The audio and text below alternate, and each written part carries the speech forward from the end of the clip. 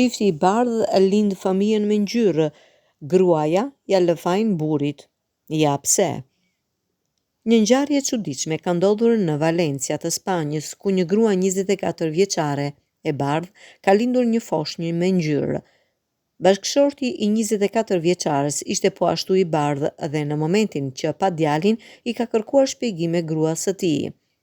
Nuk jam racist për ngjyrën e fëmijës, por ti me siguri më ke tradhtuar, I tha ai, por vajza 24 vjeçare I është përgjigjur se ajo nuk e ka tradhtuar kurrë dhe fajin e kishte fakti që burri I saj pinte gjatë gjithë kohës kafe. Pas kësaj, burri deklaroi se ndihet keq që e akuzoi gruan e tij dhe e beson atë pasi ajo e dashuron dhe nuk do kërkoj testin për babain e djalit të sapo lindur.